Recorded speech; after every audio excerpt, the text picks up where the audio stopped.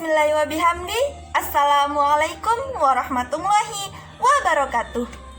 Perkenalkan, nama saya Nurlinda, NIM 190110078. Baiklah, di sini saya akan mengambil materi dari makalah kelompok 10, yang dimana materi ini membahas tentang upaya peningkatan kualitas tumbuh kembang anak. Pada makalah ini ada dua pembahasan. Yang pertama adalah mendeteksi dini penyimpangan pada tumbuh dan kembang anak usia dini, dan yang kedua adalah upaya-upaya dalam meningkatkan kualitas tumbuh dan kembang anak. Baiklah, kita akan mulai dari pembahasan yang pertama, yaitu mendeteksi dini penyimpangan pada tumbuh dan kembang anak. Deteksi dini tumbuh kembang anak juga diketahui di Indonesia sebagai SDID-TK, yaitu stimulasi, deteksi, intervensi dini penyimpangan tumbuh kembang anak. Dan hal ini adalah tugas penting bagi orang tua guna mengetahui anak baik secara mental, sikap, pertumbuhan fisik, dan sebagainya yang sesuai dengan standar kesehatan yang sudah ditetapkan. Tumbuh kembang anak harus selalu dipantau secara rutin dan teratur agar tidak terlambat apabila terjadi masalah dengan tumbuh kembang anak. Kegiatan deteksi ini bertujuan untuk menemukan secara dini adanya penyimpangan tumbuh kembang pada anak. Dengan ditemukannya secara dini penyimpangan atau masalah pada anak, maka intervensi yang akan dilakukan tentunya jauh lebih mudah dan fokus untuk dilaksanakan. Selain itu, tenaga kesehatan atau orang tua memiliki cukup waktu dalam membuat rencana, tindakan, atau intervensi yang sesuai.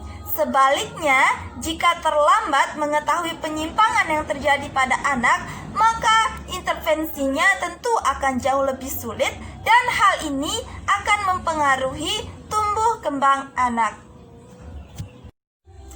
Baiklah, kita lanjut ke pembahasan yang kedua, yaitu upaya-upaya dalam meningkatkan kualitas tumbuh dan kembang anak.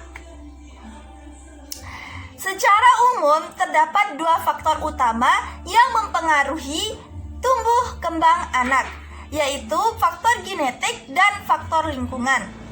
Faktor genetik ini yang menentukan sifat bawaan anak tersebut.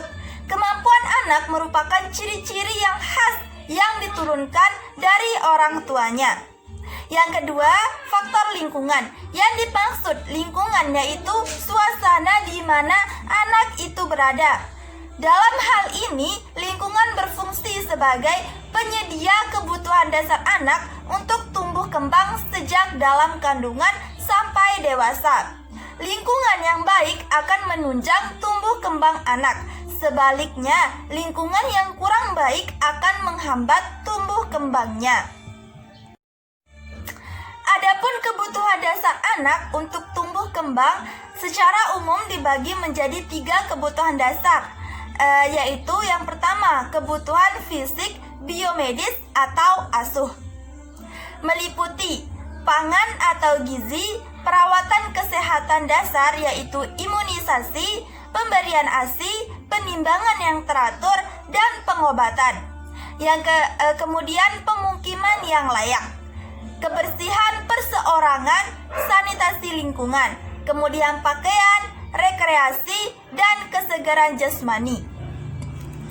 Dan yang kedua adalah kebutuhan emosi atau kasih sayang atau ASIH. Kasih sayang dari orang tua akan menciptakan ikatan yang erat dan kepercayaan dasar untuk menjamin tumbuh kembang yang selaras, baik fisik, mental, atau psikososial.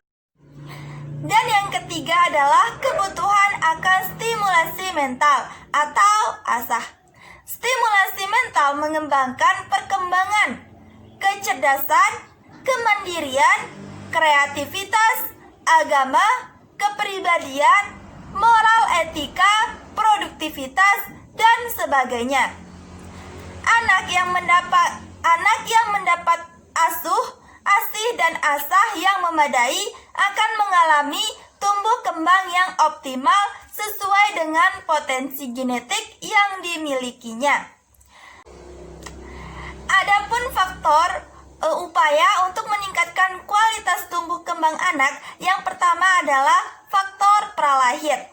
Supaya janin selama dikandung dapat tumbuh dengan baik, harus dijaga agar setiap kelainan diketahui sedini mungkin dengan melakukan pemeriksaan kehamilan yang teratur.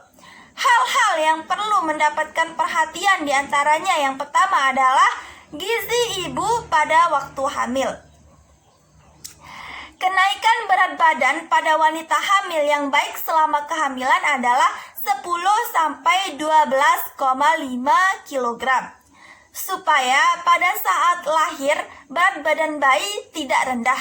Selain menyebabkan tingginya jumlah bayi yang sakit atau meninggal, juga lebih beresiko buruk terhadap tumbuh kembang anak selanjutnya.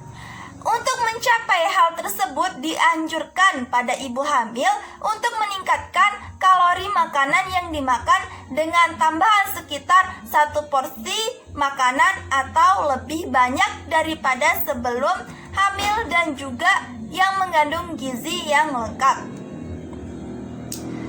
Juga ditambah vitamin-vitamin yang terutama mengandung zat besi supaya ibu tidak menderita anemia yang juga akan berpengaruh buruk pada janin yang dikandungnya.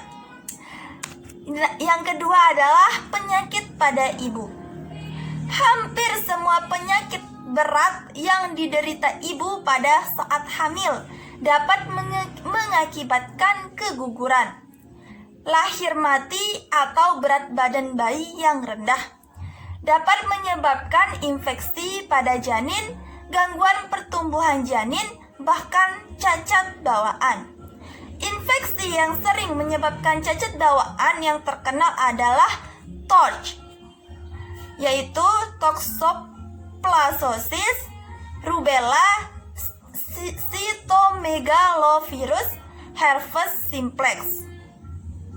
Yang lainnya yang juga berpengaruh adalah cacar air, hepatitis, campak, dan lain-lain. Selain yang tersebut tadi, beberapa penyakit ibu yang berpengaruh buruk pada janin diantaranya adalah hipertensi, penyakit jantung, ginjal, asma, kencing manis. Oleh karena itu dianjurkan sebelum dan selama hamil ibu memeriksakan kesehatannya secara teratur. Kemudian faktor yang selanjutnya adalah faktor pada saat lahir. Persalinan yang berjalan mulus tanpa komplikasi pada bayinya akan memberi dampak yang baik bagi tumbuh kembang anak di kemudian hari. Karena berbagai komplikasi persalinan seperti anak tidak segera menangis saat lahir, kemudian trauma lahir, hal tersebut dapat mengakibatkan kelainan pada tumbuh kembang anak. Oleh karena itu, perawatan pralahir sangat penting karena dengan perawatan pralahir yang baik akan dapat dilakukan tindakan secara lebih awal sehingga bayi lahir dengan selamat. Yang ketiga adalah faktor setelah lahir. Ada beberapa hal yang perlu diperhatikan untuk mendapatkan anak yang sehat. Di antaranya, yang pertama adalah gizi anak. Makanan memegang peranan amat penting dalam tumbuh kembang anak. Karena anak sedang tumbuh sehingga kebutuhannya itu berbeda dengan orang dewasa. Pemberian ASI sangat penting bagi bayi karena selain nilai gizinya yang tinggi, terdapat zat-zat kekebalan yang melindungi anak dari berbagai macam infeksi. Di samping itu, dengan menyusui akan mendekatkan hubungan anak dan ibu. Sentuhan serta belayan ibu saat bayi berada dalam dekatannya memberikan rasa aman sehingga menenangkan si bayi. ASI adalah makanan terbaik yang dapat memenuhi kebutuhan gizi untuk tumbuh kembang bayi di bulan-bulan pertama kehidupannya. Dianjurkan pemberian ASI saja tanpa makanan apapun pada bayi sampai bayi berumur 6 bulan. Bila kondisi ASI ibu, jumlah dan kualitasnya tidak memenuhi kebutuhan gizi bayi yang ditandai dengan kenaikan berat badan yang tidak kuat, maka perlu diberikan pengganti ASI untuk bayi usia di bawah 4 bulan dan makanan pendamping ASI untuk bayi usia di atas 4 bulan. Pengaturan makanan selanjutnya harus disesuaikan dengan usia anak. Makanan harus mengandung energi dan semua zat gizi seperti karbohidrat, protein, lemak, vitamin, dan mineral yang dibutuhkan pada tingkat usianya. Pemberian makanan pendamping harus bertahap dan bervariasi, dari mulai bentuk bubur cair ke bentuk bubur kental, dari sari buah, kemudian buah segar, makanan lumat, makanan lembek, dan akhirnya makanan padat. Pada usia 1-2 tahun perlu diperkenalkan pola makanan dewasa secara bertahap dan menu seimbang. Kemudian yang kedua adalah kesehatan anak. Kesehatan anak harus mendapat perhatian dari orang tua, yaitu dengan cara segera membawa anaknya yang sakit ke tempat pelayanan kesehatan yang terdekat. Anak yang sehat pada umumnya akan tumbuh dan berkembang dengan baik. Monitoring pertumbuhan anak dengan KMS merupakan usaha untuk mencegah terjadinya gangguan pertumbuhan pada anak. Sebaiknya anak sampai umur 3 tahun ditimbang tiap bulan. Dengan KMS kita bisa mengetahui status kesehatan anak. Yang ketiga adalah imunisasi. Imunisasi adalah pemberian kekebalan agar anak tidak mudah terserang atau tertular penyakit. Pemberian imunisasi harus sedini mungkin dan lengkap. Imunisasi yang wajib diberikan adalah BCG, hepatitis B, polio, DPT, dan campak. Sedangkan yang dianjurkan adalah HIV, MMR, tifoid, hepatitis A, dan varicella. Kemudian stimulasi atau perangsangan. Stimulasi adalah perangsangan yaitu penglihatan, bicara, pendengaran, dan perabaan yang datang dari lingkungan anak. Anak yang mendapat stimulasi yang terarah akan lebih cepat berkembang dibandingkan anak yang kurang bahkan tidak mendapat stimulasi. Memberikan perhatian dan kasih sayang merupakan stimulasi yang penting pada awal perkembangan anak. Misalnya dengan bercakap-cakap, membelai, mencium, bermain, dan lain sebagainya. Buku bacaan anak akan menambah kemampuan berbahasa, berkomunikasi, serta menambah wawasan terhadap lingkungannya. Permainan dan olahraga seperti melempar, menangkap bola, melompat, naik sepeda, itu semua baik untuk perkembangan motorik dan pertumbuhan otot-otot tubuh. Dan yang kelima adalah sanitasi lingkungan. Kebersihan baik perorangan maupun lingkungan memegang peranan amat penting dalam tumbuh kembang anak. Dengan kebersihan yang baik dapat mencegah atau mengurangi terjadinya penyakit kulit, diare, saluran pernafasan, demam berdarah, dan lain sebagainya. Dan yang keenam adalah keluarga. Suasana yang damai dan kasih sayang yang hangat dalam keluarga sangat penting dalam tumbuh kembang anak. Adapun alasan saya suka materi ini karena materi ini membahas tentang upaya peningkatan kualitas tumbuh kembang anak.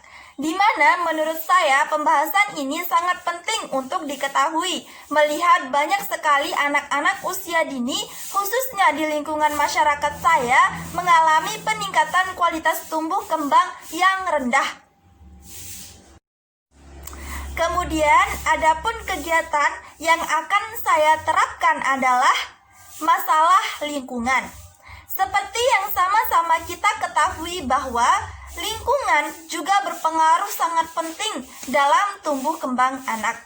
Oleh karena itu, saya ingin menciptakan lingkungan yang sehat, nyaman, dan aman dengan cara kesadaran dari masyarakat tentang sampah, kemudian saling menjalin kasih sayang dengan tetangga, ramah, bermoral yang baik. Nah, dengan demikian anak akan memiliki kualitas tumbuh kembang yang baik.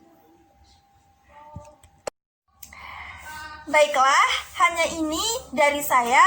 Kurang dan lebihnya saya mohon maaf. Wassalamualaikum warahmatullahi wabarakatuh. Terima kasih.